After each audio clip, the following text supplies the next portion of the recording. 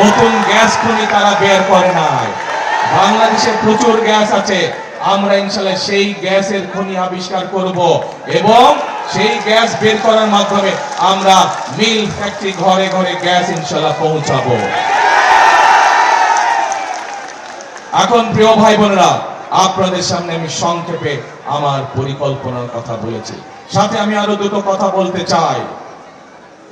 দেশনেত্রী খালেদা জিয়া, এই মানুষটিকে আপনারা সবাই চেনেন, মা বোনেরা তো চেনেন, মুরব্বী চেনেন, সবাই চেনেন।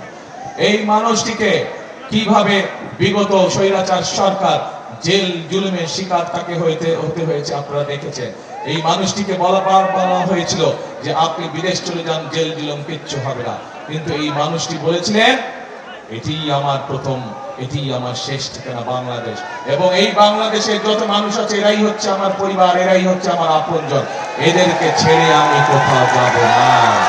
প্রিয় ভাই বোনেরা, খালেদা জিয়ার মৃত্যুর শেষ দিন পর্যন্ত, শেষ নিঃশ্বাস পর্যন্ত উনি এই দেশের মানুষকে ছেড়ে কোথাও যান নাই, এই দেশের মাটি ছেড়ে উনি কোথাও যান না। প্রিয় ভাই বোনেরা, আপনার আমাদের সকলের প্রথম এবং শেষ ঠিকানা কোনটা? এই বাংলাদেশ।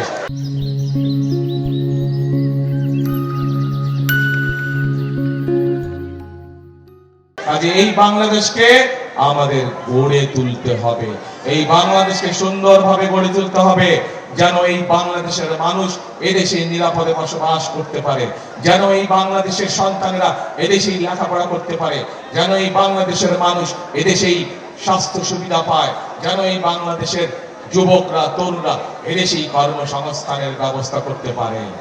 এমন একটি বাংলাদেশ আমরা গড়ে তুলতে চাই, কিন্তু সেই বাংলাদেশ গড়তে হলে প্রিয় ভাই বোনেরা, আপনাদের সমর্থন ছাড়া আমরা পারবো না।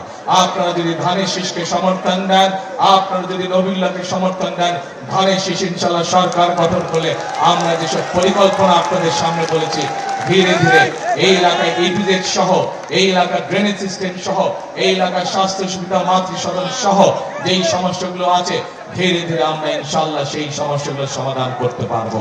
এখন প্রিয় ভাই বোনেরা, আমি তো আমার দলের পক্ষ থেকে আপনাদের কাছে আমার দলের পরিকল্পনা বললাম।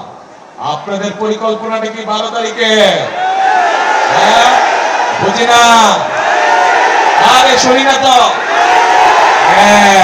ধানের শীষ কি করবেন? ধানের শীষ, ধানের শীষে সেল মারো সকাল থেকে। কিন্তু ভাই বোনেরা, ধানের শীষে তো সেল মারবেন, কিন্তু এরই ভিতরে ষড়যন্ত্র। ধীরে ধীরে কথা শুনতে হবে, কথা শুনতে হবে ধীরে।